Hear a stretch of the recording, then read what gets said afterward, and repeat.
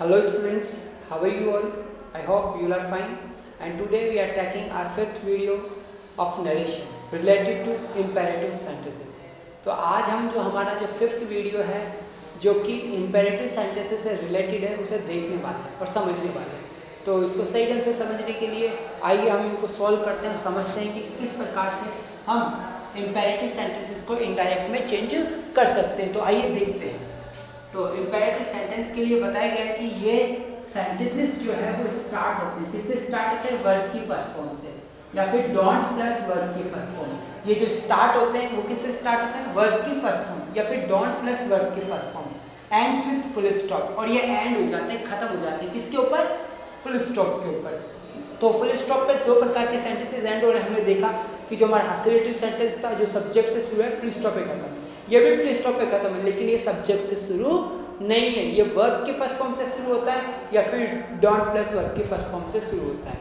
ठीक है, तो हम आगे देखते हैं सेंटेंसेस को। थोड़ा सा मैं इसके बारे में बता देता हूँ कि किस प्रकार के सेंटेंसेस होते हैं। कि सामने वाले को जब आप कोई काम करने को मतलब काम करने के लिए कह रहे हो, सामने वाला कोई भी व्यक्ति उसको आप कोई काम करने के लिए कह रहे हो, जैसे कि मान लीजिए उसको आने के लिए कह रहे हो, तो आपको सिर्फ क्या करना है कि सिर्फ क्रिया बोलनी है। जो क्रिया आपको उस व्यक्ति से करवानी है वही क्रिया आपको बोलनी है इंग्लिश के अंदर। जैसे कि उसको यहाँ बुलाना है, उसको यहाँ आना है, तो आने की क्या बोलते हैं? कम। तो हम सिर्फ क्या बोलेंगे? कम बोलेंगे। तो क्या बोलेंगे? कम। यहाँ आ जाओ तो कम हियर। मैं बोलूँगी यहाँ से चले जाओ तो गो देयर। ठीक है, बैठ जाओ तो सिट डाउन। ले लीजिए तो टेक, मैं बोलूँगी ये ग्लास ले लीजिए, टेक दिस ग्लास। या मैं बोलूँगी चाय लीजिए तो टेक टी। ओके, तो जब आप किसी को क्या कर रहे हो, सामने वाले को कोई क्रिया करने के लिए कह रहे हो, तो हमको सिर्फ इंग्लिश की वही क्रिया बोलनी है जो उसको करवानी है। ठीक है, आपको उसको चुप होने के लिए बोलना है तो हम क्या बोलेंगे? Keep silent. तो आपने देखा मना करना है, नेगेटिव बनाना है तो नोट लगा देंगे। जैसे कि मैं बोलूँगी मत जाइए तो क्या हो जाएगा? Don't go. मैं बोलूँगी यहाँ मत बैठिए तो डोंट सिट। मैं बोलूँ यहाँ मत रुकिए तो डोंट स्टॉप हियर। तो इस प्रकार के जो सेंटेंसेस है ये इम्पेरेटिव सेंटेंस है। रिक्वेस्ट करनी है हमको तो प्लीज़ लगा देंगे। मैं बोलूँगी प्लीज़ कम हियर। ठीक है, तो आपने रिक्वेस्ट कर ली, प्लीज़ गो देयर, मुझे कुछ दे दीजिए, तो क्या बोलूँगा? Please give me something. ठीक है, तो अब आगे देख लेते हैं, इसको समझ लेते हैं किस प्रकार से है, क्या है इन सेंटेंसेस के अंदर। देखो इसमें जो सेड या सेड टू है वो हमारे सेंटेंस के एक्सप्रेशन के अकॉर्डिंग चेंज हो जाता है।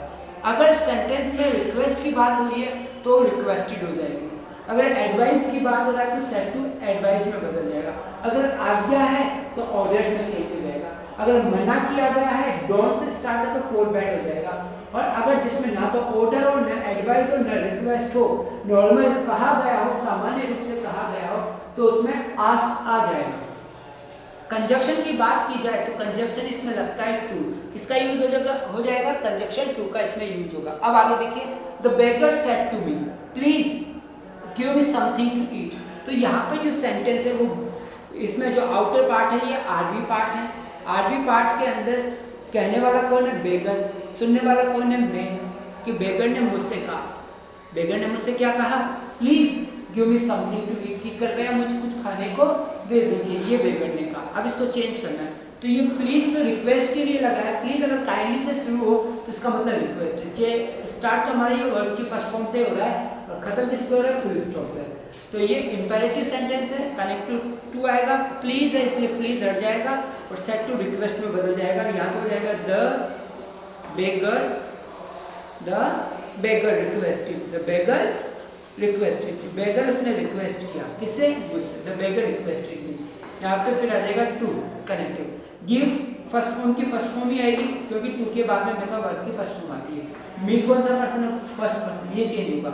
तो कहने वाला फर्स्ट, सुनने वाला सेकंड। तो हमको फर्स्ट को किससे चेंज करना है? फर्स्ट से। तो मी जो चेंज होगा वो बेगर से चेंज होगा। तो मैं यहाँ पे फैमिली लिख देता हूँ, पहले जिसको चेंज कर रहा हूँ उसकी फैमिली। तो चेंज किसको कर रहा हूँ? आई को। आई की family I, my, me. Change किस में होगा? फर्स्ट में, बेगर में। बेगर क्या है? ही। तो ही यहाँ पे हिज और हिम। अब बताइए यहाँ पे क्या लिखा हुआ है? मी लिखा हुआ है। तो मी वाले पे करेंगे, ऑब्जेक्टिव फॉर्म है तो यहाँ पे क्या जाएगा? हिम आ जाएगा। तो ये आ गया यहाँ पे हिम। तो give him something to eat, give him something to eat, ये हमारा सेंटेंस हो चुका है। अब नेक्स्ट देखिए क्या कह रहे हैं। The doctor said to him take these tablets thrice a day. Thrice a day का मतलब होता है दिन में 3 बार। ठीक है, तो डॉक्टर कह रहा है, किससे कह रहा है, उससे कह रहा है। डॉक्टर उससे क्या कह रहा है कि ये टैबलेट से दिन में 3 बार लें। डॉक्टर आज्ञा तो देता नहीं, रिक्वेस्ट भी नहीं कर रहा, वो क्या करता है, परामर्श देता है, ठीक है, एडवाइस देता है। डॉक्टर हमेशा क्या करता है, एडवाइस देता है, इसलिए क्या आ जाएगा, the doctor advised him, doctor ने उसे एडवाइस दी। कनेक्टिव क्या लग जाएगा, टू। ओके, वर्ब की फर्स्ट फॉर्म ऐसे किया जाएगी, टेक। दीज है वो किसमें चेंज हो जाता है, दोज में, ये लिखा दोज। इसके बाद में टैबलेट्स आ जाएगा, ऐसे कैसे टैबलेट्स, ट्राइसाइक्लिन। हमारा सेंटेंस बिल्कुल इसमें तो कुछ ज़्यादा दिक्कत थी ही नहीं, कुछ भी चेंज नहीं हुआ। प्रोनाउन आई और यू की फैमिली कहीं आई नहीं जो चेंज होती, तो इसमें जो है सिर्फ एडवाइस की बात थी, बाकी हमें कोई चेंज नहीं करना था इसमें। द जज सेड टैक हिम इनटू जेल, कि जज ने कहा, किसने कहा, जज ने क्या कहा, उसे जेल में ले जाओ। तो जज जो दे रहा है वो तो आदेश ही देगा, जज हमेशा आदेश ही देता है, तो उसका आदेश ही होगा ये, तो क्या होगा, द जज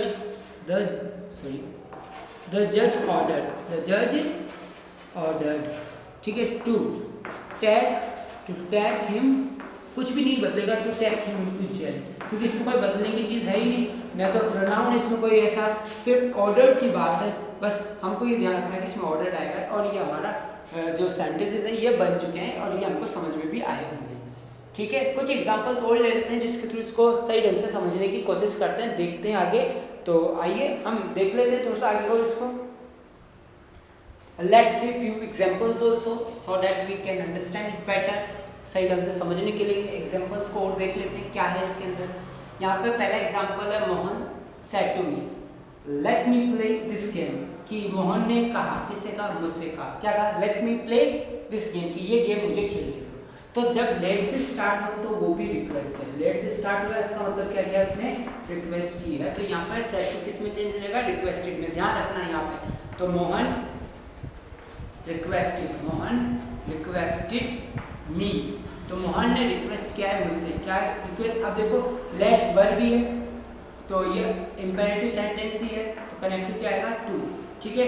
ये वर्ब है तो लेट की लेट, ये लेट का लेट ही रहेगा, ओके। मी चेंज होगा, मी क्या है, फर्स्ट, इधर कहने वाला फर्स्ट और सुनने वाला सेकंड। आई फर्स्ट, ये मी फर्स्ट है तो चेंज किस होगा, फर्स्ट है, मोहन से।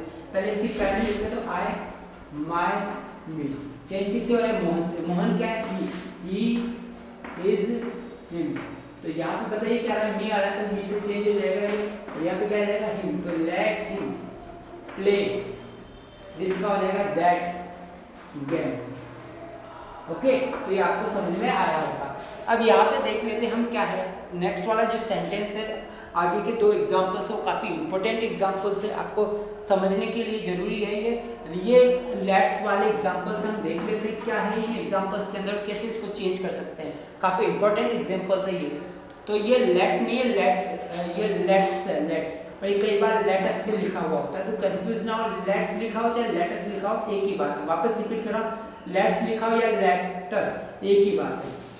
ध्यान रखना, जब ये वाला एग्जाम्पल आया लेट्स वाला तो कनेक्टिव लगेगा दे, लेट्स वाले में कंजक्शन कौन सा लगेगा, दैट में लिख देते हैं यहाँ पे, कंजक्शन हमारा लगेगा दैट, ओके।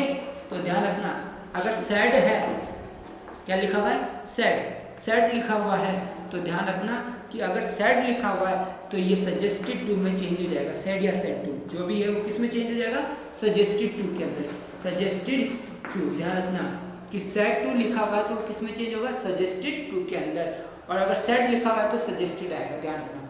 तो सैड आ रहा है तो सजेस्टेड, सैड टू आ रहा है तो सजेस्टेड टू, मतलब टू साथ में रहेगा, टू को मत भूलना। कंजक्शन क्या है, दैट। और लेट्स जो है, लेट्स, अगर मैं लेट्स की बात करूं तो वो या तो चेंज होगा किसके अंदर, दे शुड के अंदर, ध्यान रखना, लेट्स की बात करूं या तो ये चेंज होगा किसके अंदर, दे शुड के अंदर, या चेंज होगा वी शुड के अंदर।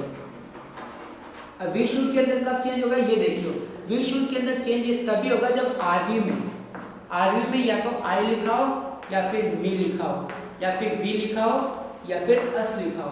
ध्यान रखना, अगर आरबी के अंदर आई लिखा हो, मी लिखा हो, वी लिखा हो, अस लिखा हो तो वी शुड हो जाएगा, नहीं तो दे शुड रहेगा। ध्यान रखना, आई, मी, वी, अस, इसमें से कुछ भी लिखा हो, माई नहीं बोल रहा मैं, नहीं आवर बोल रहा हूँ मैं, सिर्फ आई, मी, वी, अस अगर ये लिखा हुआ है तो वी शुड में चेंज करेंगे, अगर ये नहीं लिखा हुआ तो दे शुड में चेंज करेंगे। अब बना लेते हैं, द द बॉयज सेड तो आएगा नहीं, सजेस्टेड, क्या आ गया यहाँ पे, suggested to him, suggested to him, और कनेक्टिव क्या लग गया, दैट, जैसा कि हमने यहाँ पे देखा है।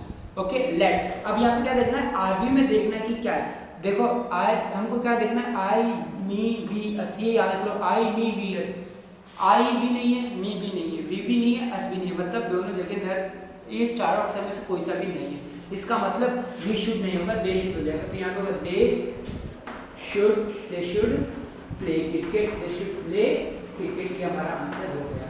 नेक्स्ट देखिए क्या है यहाँ पे नेक्स्ट है, he said to me let's enjoy the party. तो ही सेड टू चेंज हो गया किसमें, सजेस्टेड टू में, क्योंकि लेट से शुरू हो रहा है, suggested, he suggested to me, he suggested to me, connective जो है वो दैट आएगा।